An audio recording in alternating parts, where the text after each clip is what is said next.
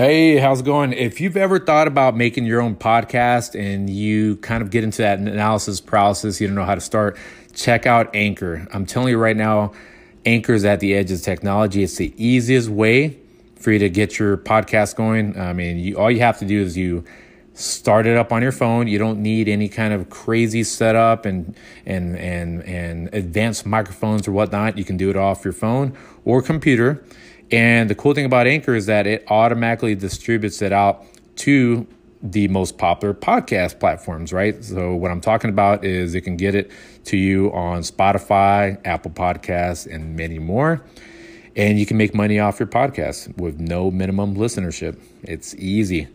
And it's kind of an all-in-one. So check out Anchor, get your ideas, get your motivation out there into the public space. Download the free Anchor app or go to anchor.fm to get started, okay? Download the app or anchor.fm to get started.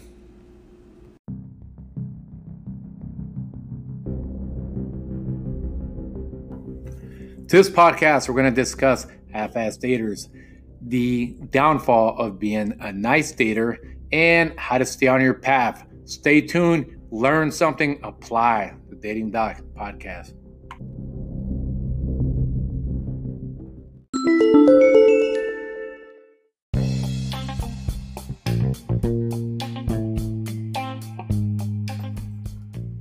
So tomorrow, or depending on the time that you listen to this podcast, taking my daughter to the daddy-daughter dance tomorrow. Love it.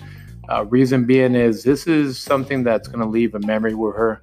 And I generally enjoy it. You know, I'm not like, oh, let me make sure that I lead with character. And no, like I really enjoy it. I get dressed up.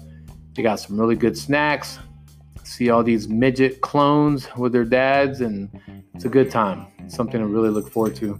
And if you can't hear in the background, and sometimes you'll hear it throughout the podcast, that is my dog chasing toys around my floor. And her name is Michaela. She turns 2 years old this weekend. So heck of a weekend coming up. It's a fun one. And can't wait for it. And work-wise, I'm at a new command with the military. Totally enjoying it. Love the people around me. It's that gratitude mindset. And I can't always say that. I know, won't say how long ago, but I was in a place work-wise I didn't enjoy. And it affected a lot of things. I had a trickle effect on a lot of things. And I was able to redesign where I'm at. And, I feel like I got rocket fuel. If you heard the last podcast, allergy meds are working pretty well. So I'm happy I'm doing well. And wanted to do something a little different for the podcast. You know, I'm always slamming into a dating theme or topic or subject. But I figured, hey, you should know the guy behind all of this and what's going on in my world. So what's going on in your world? Let me know. If you see this on video form or if you have a way to contact me, hey, send me a quick DM on Instagram, The Dating Doc, or go ahead and text my business line, 210-664-0192, 210-664-0192. Just send me a quick shout out. Let me know how life is.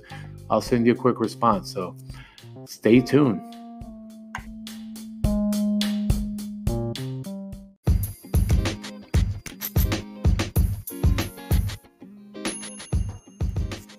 Half-ass daters. These are the type of folks that they will apply a balance of lackadaisical with indecisiveness. And the reason they do this is clear. They're trying to protect themselves from making the effort, from feeling pain, from not putting in an investment. And this applies to short-term, long-term. Half-ass daters are the ones that you can try to empower a little bit, but don't waste your time too much if they're not about it. So what's a half-ass dater?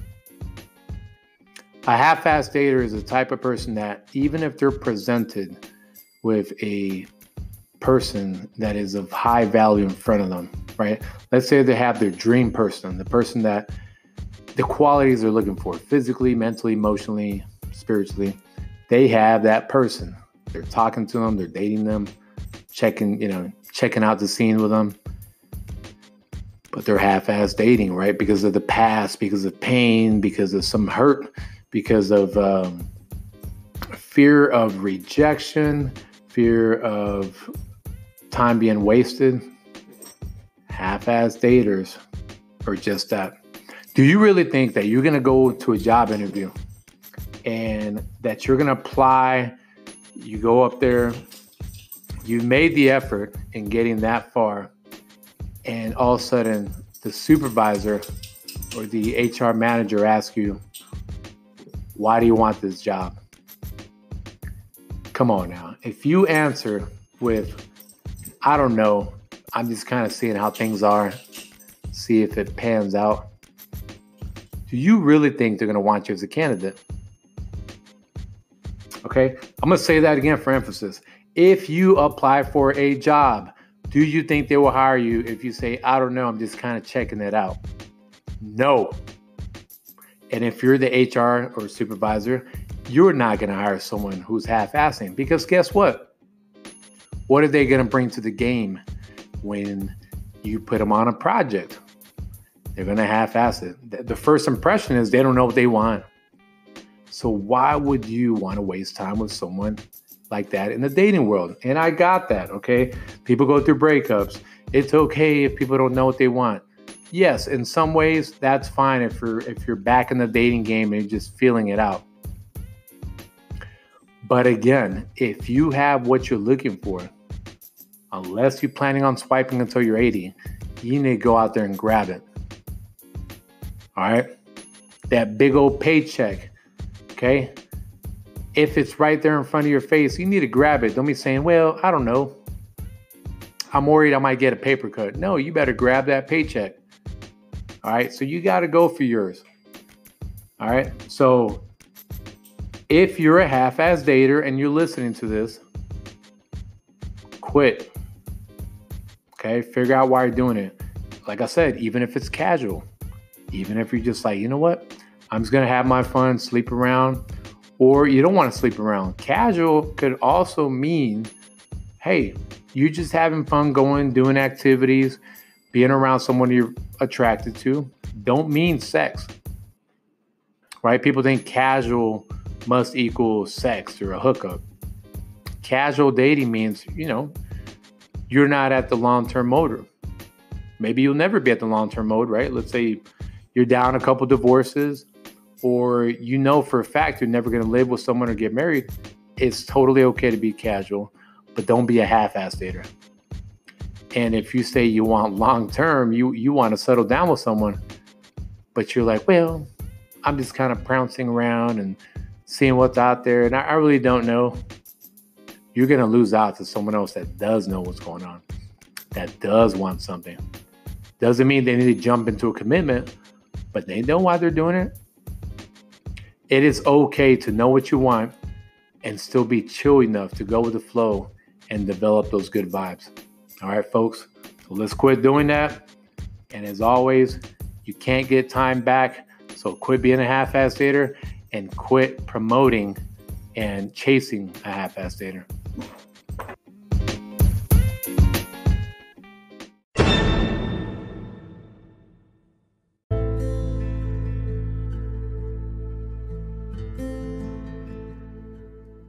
This little segment is about how to adjust a path, right? How to adjust a journey. And what's that mean? Okay, it means if you're used to running the same route in life, how to take that other route that gets you where you need to be at, even though it looks like it's going to have a lot more hills and a little bit of a rockier path. So I'll give you a quick example.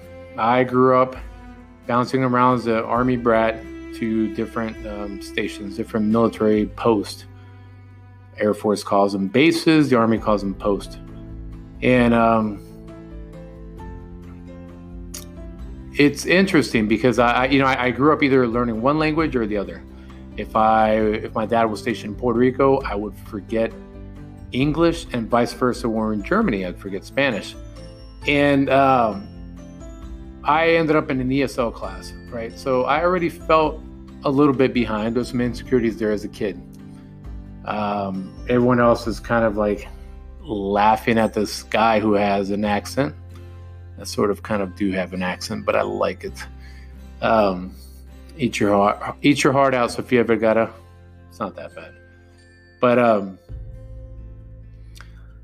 came from that environment. Insecurities obviously led to me questioning other subjects, right? Math, science, wondering, hey, maybe I'm getting this wrong if I can't even speak the language right. Now, there were some intangibles that were interesting. Even though I was an ESL, I actually was a good speller, English speller. So I would be at least a runner-up. If not, I would win my elementary spelling bee. Again, the guy who didn't speak the language would somehow be able to have the memory to remember the way the words were spelled.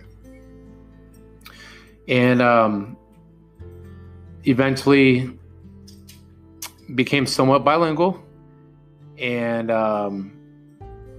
gained a little bit more confidence. But one thing that I noticed is even as a kid, I knew there is more in store than this frustration. There was more than saying, I'm just an ESL kid that's going to be tracked a certain way and I'm not going to excel. I knew there was a chance I was going to change, and I took full advantage of it.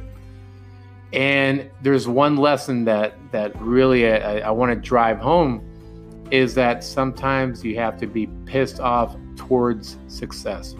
Now, I'm not talking about treating other people unkindly, but you have to be pissed off towards your success. Meaning, if you want to be successful, there has to be a little bit of that grit and aggression to get out of your situation. Whether it's an abusive marriage, a mediocre job, mediocre fitness level, financial health, like there is a way to jumpstart all of that.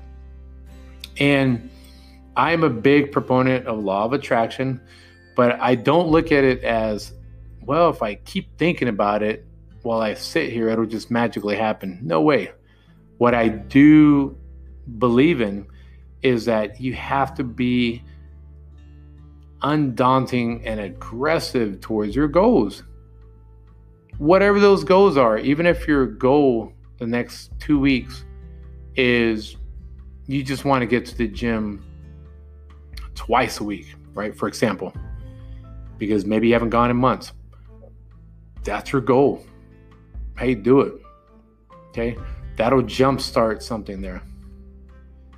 All right? If you have a hard time saying no to people when you should be saying no, say it, practice it, jumpstart it. But you almost have to take a totally, entirely new path. Almost pretend you have amnesia and you're like, I'm just going to do things different.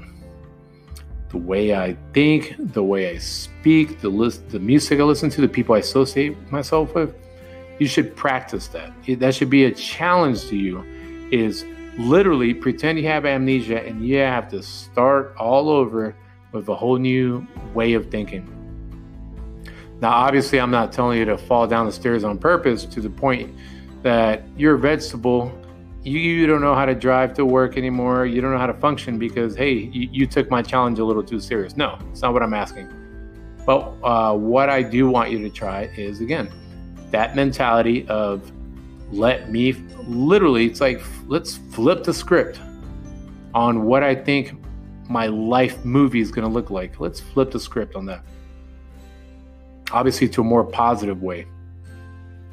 So remind yourself, every day you wake up, you have the opportunity to be pissed off towards your success, to do something different, and to quit with the same line of thinking.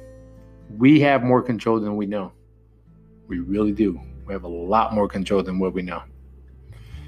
And if I didn't do that, I would have honestly, I think I would have been content with being subpar, with thinking that, well, I guess I'll just suck at math.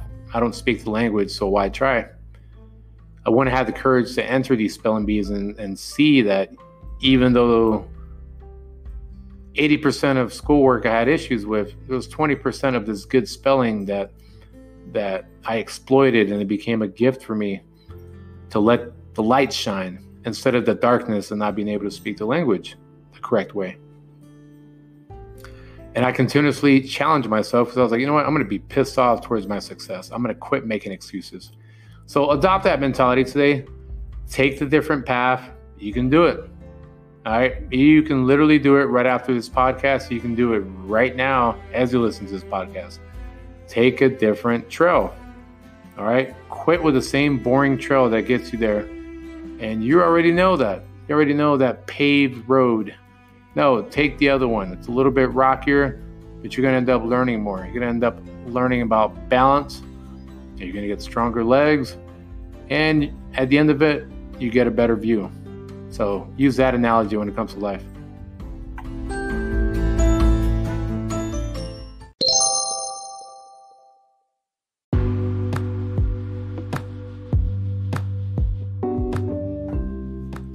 It's not that serious.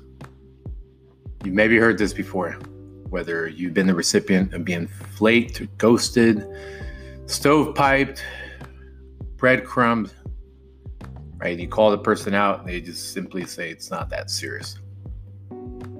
As if you're the problem, right? Perfect gaslighting. You're the problem, it's not that serious. Let me tell you, it is a little bit more serious than what you think. For example, you have a woman and a guy, and they're about to go on a date. Then all of a sudden, the woman cancels last minute. Guy calls her out on it and says, "Hey, didn't appreciate that. I valued my time." And this is one of the things I can actually say. It's happened to me, right? So all the advice and perspectives don't necessarily have to come from experience, from personal experience, but this one definitely has happened. And the girl responds with, "Hey, it's not that serious," right? Over text, because they're probably too scared to answer the phone. Let me tell you this. Can you imagine a sports team? Can you imagine work? Can you imagine church? If all of a sudden they needed a choir director at a church and the person just decides not to show up, and the lead guitarist or the assistant choir director is like, "Hey, where you at?" And they just say, "Hey, I'm going to stay at home," last minute. It's not that serious. Not a cool thing to do.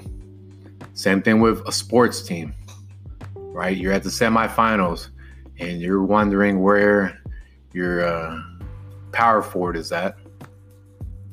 Send them a text. "Hey, yeah, I'm not going to be able to make it." And the worst part is when you have to go out of your way, right? To say, "Hey, what's going on? You're not here," or thought we had something going on. And they just say, "It's not that serious." It's one thing for them to apologize, right? I know we live in an era where apologies really don't mean much anymore. Everyone gets angry and especially viral news and stuff like that.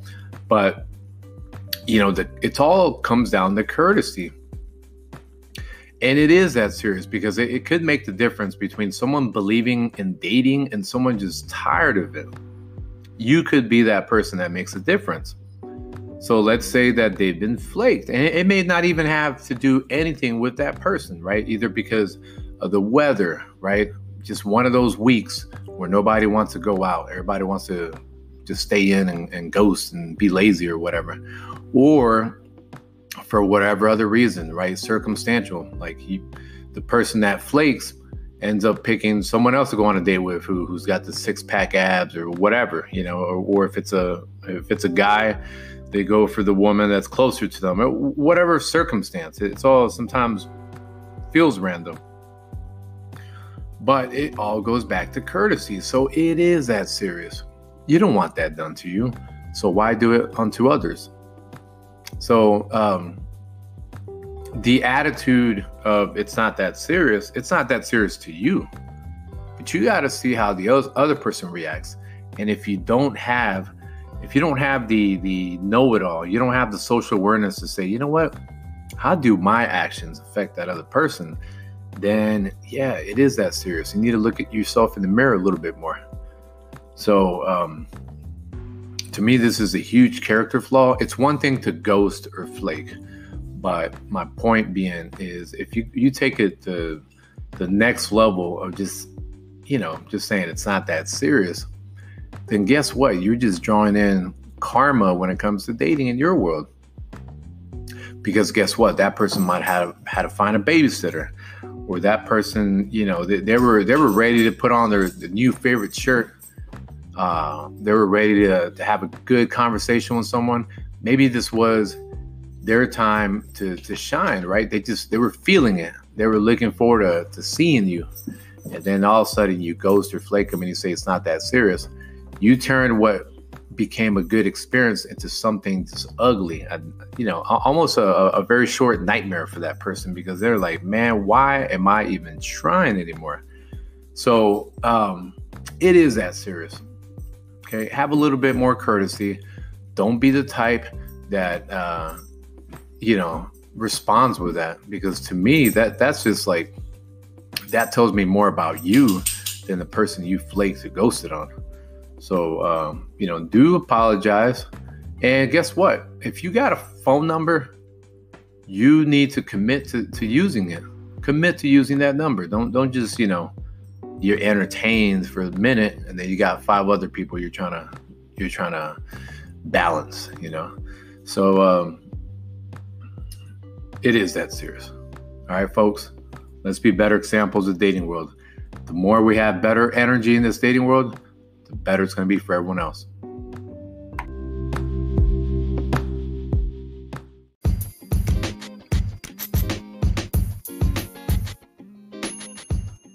If you want a curated dating experience, have you considered matchmaking? Okay, I'm sure you have left and right swiped or have gone to the bars and clubs and joined different organizations to try to find singles. But have you considered matchmaking? The fact is, matchmaking has been around longer than online dating. And you can detail everything from how to parent, how you manage your finances, and no shame, you could even tell me physically what you're looking for and what you're not looking for. So if you're interested in matchmaking, contact me, IG The Dating Doc, or you can also shoot me a text and tell me that you're interested in matchmaking by texting me at 210-664-0192. That's 210-664-0192. Get on it or stay on the sidelines.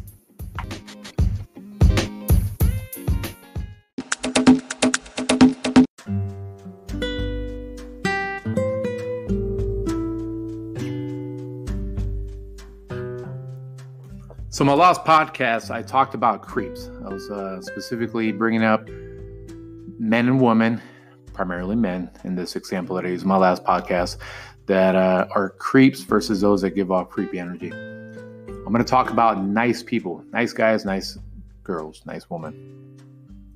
Now, when I say nice, I'm talking about genuinely nice, not those that act nice, but I'm talking about those that are just swell, positive people. In some ways, you've heard the cliche of nice guys finish last. Here's the difference between a nice guy and someone who's just genuinely nice. So, generally nice people just go out of their way to help people regardless. They don't care about validation. They don't have this alter ego where they're really, out for an agenda. And then all of a sudden, the second they get whatever they need from it, after being nice, then they go back to their normal ways. Nice people, on the other hand, they always go out of their way. They're the ones that have candy by their desk at the office. They're the ones that, regardless what life throws at them, they're just nice people, right? It's always like the little nice librarian back when I was growing up in elementary. She was just always jolly. Didn't matter if the kids were being unruly. She'd have like little isms, little librarianisms about her. Even if kid's acting up, it's like, she's just like laughing, almost clapping along, if the kid's acting up. But somehow she would be able to find a way to corral the kid, and the kid would calm down. Versus if she was just being nice, she's the type that, she puts on the facade, puts on the face, and then she's ready to go to happy hour after work because she's tired of, quote unquote, being nice instead of just is nice. So I say this to know the difference, because some of you out there, when you first start dating, you have to put on your best face, right? Your best version. Why don't you just be you? And if being you is a problem, if you're not the a-hole no one wants to hang around with, then you may need to check yourself. You need to work on being just genuinely nice. Now, I can go into boundaries on another podcast. I recommend you combine this little piece with boundaries, because what you don't want to do is be the person that's nice and you overextend yourself. You end up burning yourself out. Then you got no more of yourself to give away. And people that are generally nice or just being nice, they can fall into that trap of not respecting their own boundaries. So, this rant was again as a reminder that, again, quit just being agenda-minded, being nice, and just work on it. Ways you can practice this is volunteering, is doing things just because you want to, not because you're wondering what the reward's going to be. And I'll leave you with this quote: true character is revealed by what people do when they don't expect anything in return. All right, I'm going to say that again for clarity, for just to get it, for repetition. True character is revealed when you do something without receiving anything in return. All right, let's treat each other better. Let's be nice daters.